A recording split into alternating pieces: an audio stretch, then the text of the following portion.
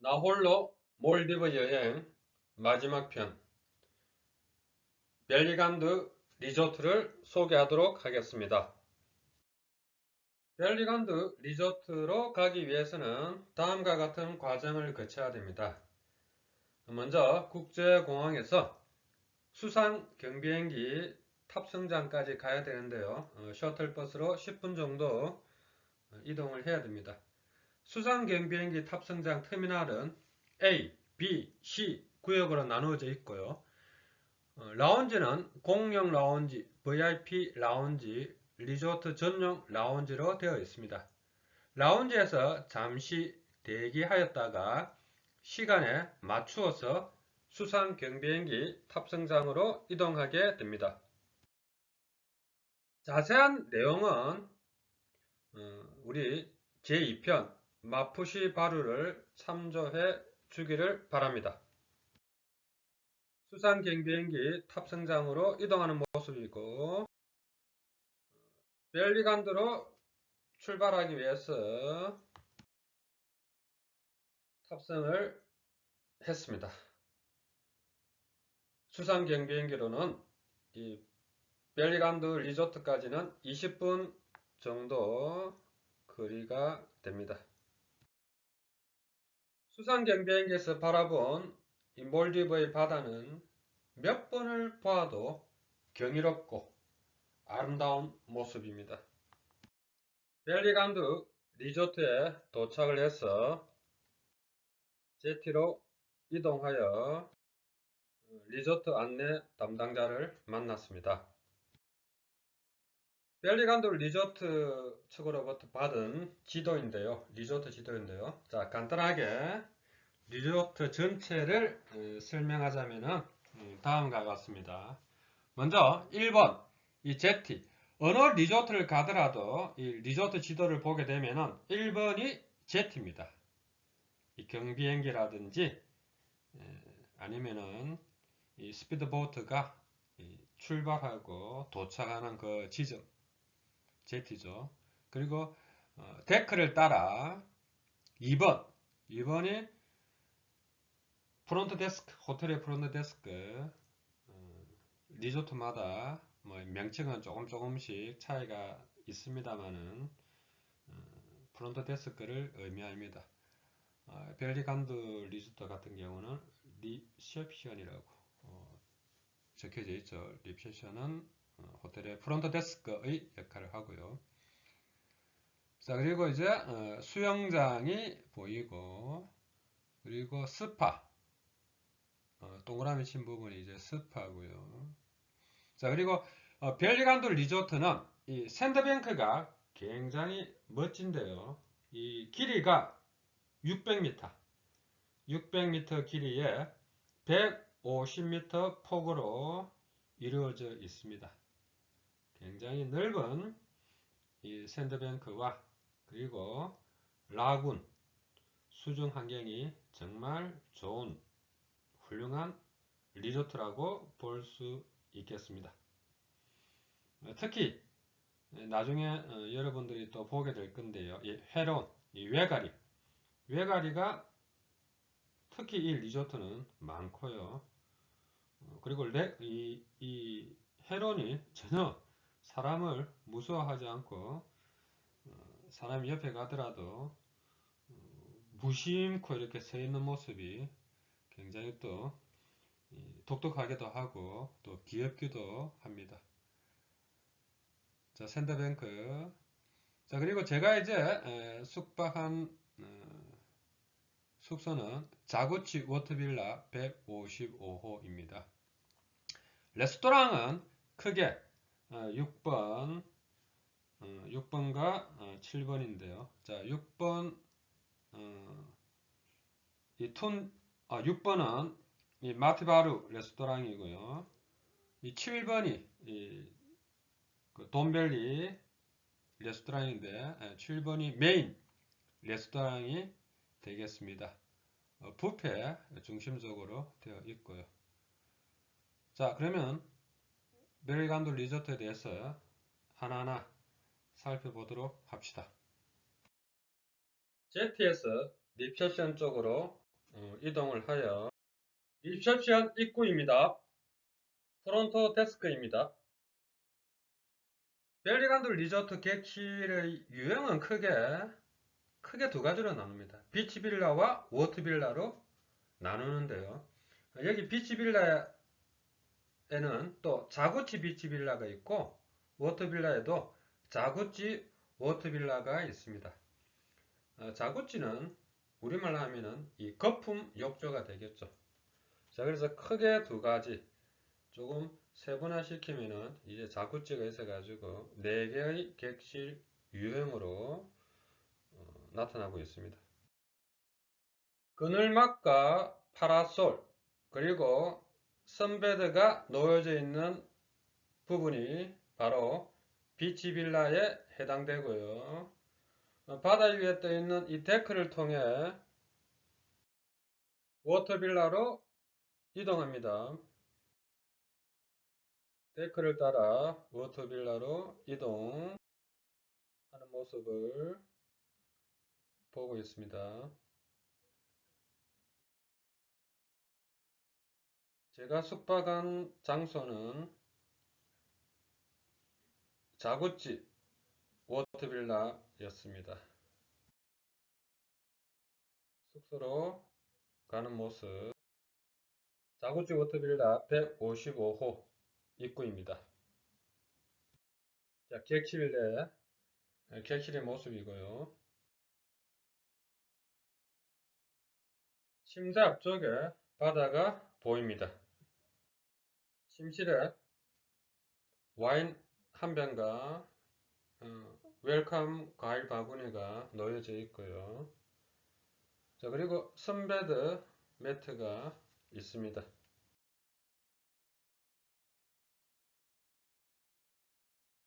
자, 바다 쪽으로 나오게 되면은 좌측에 보이는 선베드에 매트를 깔아주면 됩니다. 옆에 있는 객실 간의 간격은 많이 떨어져 있는 편입니다.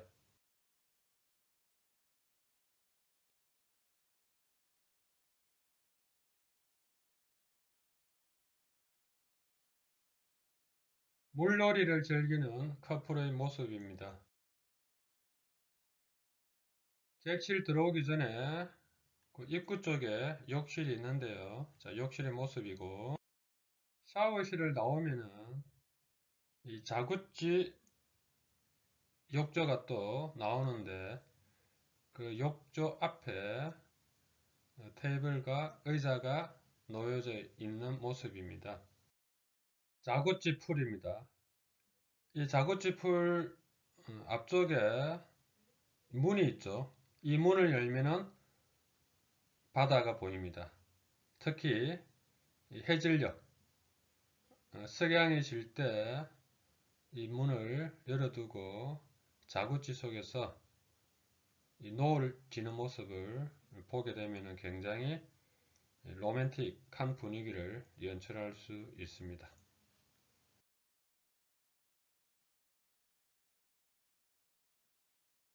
자구치는 제 혼자 이렇게 들어가 봤는데요. 두 사람이 들어가기에 딱 알맞은 크기였습니다.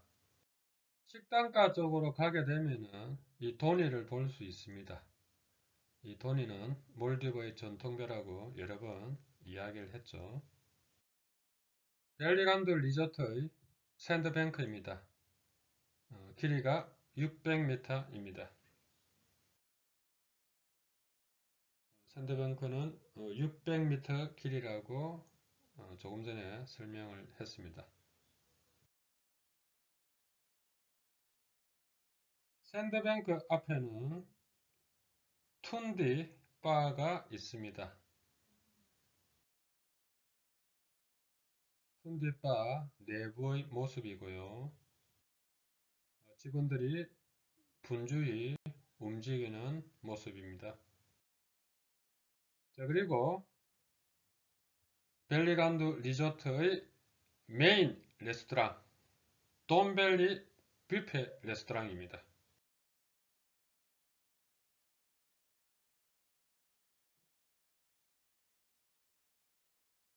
음식은 정말 다양한 종류, 세계 각국의 요리를 맛볼 수 있습니다.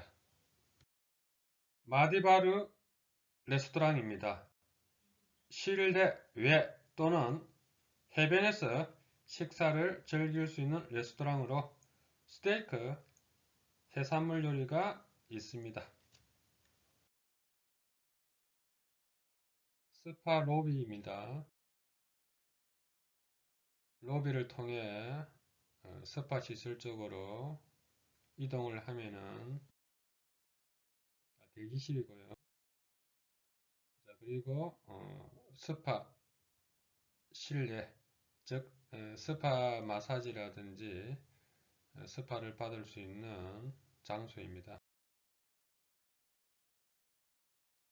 벨간도 리조트는 그리 큰 리조트는 아니지만은 표지판을 주요 길목마다 설치하고 나무의 아랫부분, 즉 지면으로부터 1m 높이의 화분을 만들어 고객의 걸음걸이를 즐겁게 해주는 세심한 서비스를 하고 있는 리조트입니다.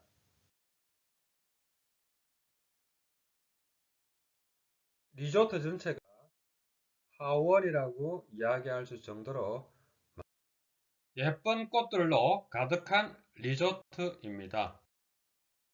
비치빌라의 모습이고요. 비치빌라 이 근음막이 있고 근음막 아래에 선베드가 놓여져 있습니다. 그리고 해먹도 이 나무와 나무 사이에 걸쳐져 있는 비치빌라의 모습입니다.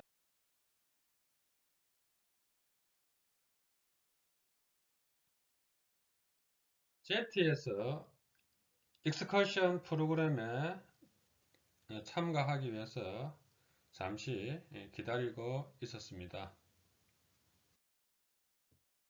벨리간드 익스커션은 스킨 스쿠버, 무인도 투어, 선셋 투어, 돌고래 투어 등이 있는데요. 특히 이날은 이 돌고래 선셋 투어를 한다고 해서 제가 이 여행 프로그램에 참가하기 위해서 제티에서 기다리고 있었습니다. 그 배 모습 있죠? 도니인데요. 도니를 타고 선셋 돌고래 투어에 나가게 되었습니다. 도니의 1층 그리고 지금 이제 석양이 지는 모습인데요. 출발 시점입니다. 자, 출발을 했는데 2층에 이제 올라가서 다 지금 이렇게 발이 보이죠. 1층에 있는 손님도 있고 또 2층으로 올라가서 이 선셋을 구경하는 또 고객도 있습니다. 바다 위 도니 배 위에서 바라본 벨리간드 샌드뱅크의 모습입니다. 엄마와 아들이 돌고래를 제일 먼저 보기 위해서 배 앞머리에 앉아 있는 모습입니다. 그런데 이날은 돌고래는 보지 못하고 선셋 석양만 보고 돌아오게 되었습니다. 벨리란드 수영장의 모습인데요. 몰디브 리조트의 그 공통점은 리조트마다의 공통점은 수영장 부근에 다 이 식당과 바가 들어서 있습니다. 역시 베르간드도 마찬가지로 수영장 옆에 이 돈베리 레스토랑이라든지 둔티 바라든지 마디바르 레스토랑 등 식당과 바가 수영장 주변에 다 위치하고 있습니다.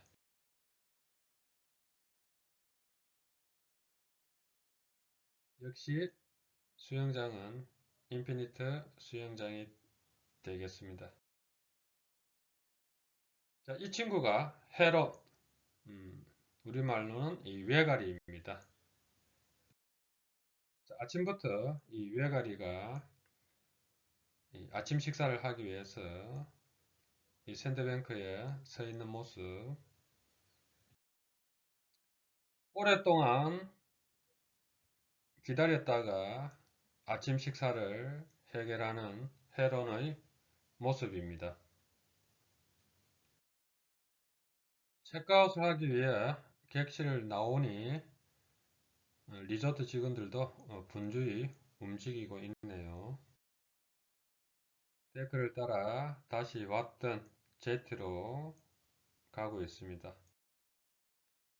제티에서 기다리고 있는 동안 바다 위에 또다시 수상경 비행기가 새로운 손님을 싣고 리조트로 다가오고 있습니다. 부기장이 먼저 내려 계류, 즉 제티에 계류하기 위해서 준비하고 있는 모습인데요. 새로운 손님은 내리고 자, 떠나는 손님은 타게 되겠죠. 그 앞전에 잠시 사진을 한 장, 마지막으로 벨리란드 디저트의 사진을 남깁니다. 도착한 날 저녁에 GM, 즉 총지배인과 총지배인 부인 저녁 식사를 했습니다. 저녁 식사 시간에 여러 이야기를 나누었습니다만은 특히 몰디브 국민들의 고민거리는 지금도 제 귀에 생생히 남아 있습니다. 벨리간드 리조트를 끝으로 나 홀로 몰디브 여행 시리즈를 마칩니다. 지금까지 제1편 원앤올리 리시라, 제2편 마푸시바르, 제3편 코코아 리조트, 제4편 바로스, 제5편 벨라사르 몰디브, 제6편 벨리간드 리조트 앤 스파 6가지 리조트를 살펴보았는데요. 2015년 7월에 사실은 몇 군데 더 제가 리조트를 갔습니다만은 특정 국가의 고객들이 너무 많아 몇 개의 리조트는 생략하고 지금까지 본 제1편에서 6편까지의 제가 갔던 리조트 중에서 가장 서비스적인 측면이 좋은 리조트만 뽑아서 소개를 했습니다. 혹시 몰디브를 가게 된다면 참조해서 좋은 여행이 되기를 바랍니다. 마지막으로 몰디브를 생각하며 몇 가지 글을 남기는데요.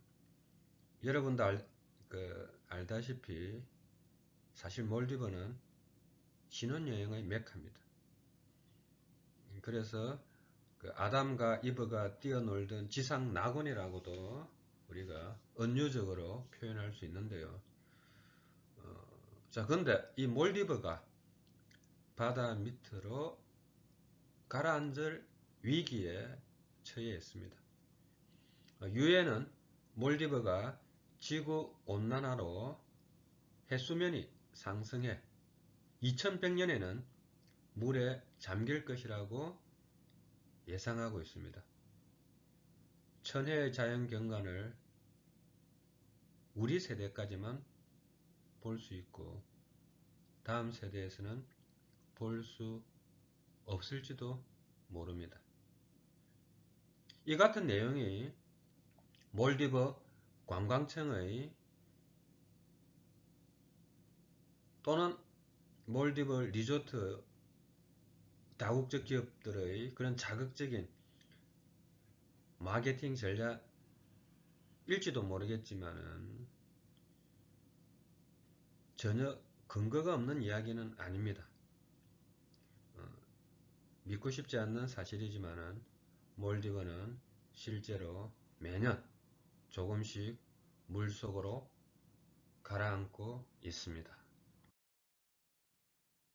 2009년 10월 17일 모하메드 나시드 대통령과 강요들은 잠수복을 입고 산소통을 맨 채 바다 밑에서 회의를 한 적이 있습니다. 세계 최초의 해저 강요 회의로 기록되는 날이었습니다. 이 회의는 수몰 위기에 있는 몰디브의 사정을 알리기 위한 것이었습니다. 바다 아래에서 대통령이 서명한 그 인상적인 장면은 세계 각지의 신문에 톱뉴스로 실렸습니다. 몰디브는 고작 해발 고도가 평균 2.5m 밖에 되지 않습니다. 그래서 지구 온난화로 해마다 섬이 조금씩 가라앉고 있는 실정입니다. 지구 온난화의 심각성을 알리고 선진국들에게 경각심을 불어넣기 위해 이와 같은 이벤트를 벌인 것입니다. 수많은 사람들이 몰디브로 신혼여행을, 가족여행을 준비하고 수많은 다국적 호텔 기업들이 몰디브의 신규 리조트 사업을 준비하고 있습니다. 하지만 수십 년 후 몰디브의 존재 여부에는 어쩌면 우리는 한쪽 길을 막고 있는지도 모르겠습니다. 섬이 완전히 사라지지는 않겠지만은 몰디브의 미래는 변화가 있겠죠. 물론 라스베가스처럼 두바이처럼 몰디브의 새로운 아틀란티스가 만들어지면 좋을 것입니다. 과연 미래의 몰디브는 어떤 모습일까? 자연이 만든 위대한 작품 몰디브와 인간의 마지막 지혜가 만나 새로운 파라다이스가 연출되기를 바랍니다. 우리는 그 긴 작품 과정의 클라이막스 시점에 몰디브를 바라보고 있습니다. 해지는 노을처럼. 그래서 그런지 몰디브에서 바라보는 석양은 왠지 애틋함이 녹아 있습니다. 시간이 잠시 멈추어지기를 바라는 마음. 시간이 흐르면 태양이 바다에 잠기듯이 몰디브도 지금 이 순간이 아닐까 하는 마음에서. 그러나 몰디브는 영원할 것입니다. 지금처럼 미래에도 아름다운 섬 몰디브로 남아있을 것입니다. 몰디브를 사랑하는 여행자로서 또다시 몰디브로 여행을 가고 우리 아이들도 수십 년 시간이 흐른 후에도 몰디브의 아름다운 바다로 여행을 갈 수 있기를 바랍니다. 세상에서 가장 아름다운 몰디브가 영원하기를 바라고 신혼을 맞이하는 연인들의 사랑도 영원하기를 바라면서 나홀로 몰디브 여행을 마치도록 하겠습니다. 대단히 감사합니다.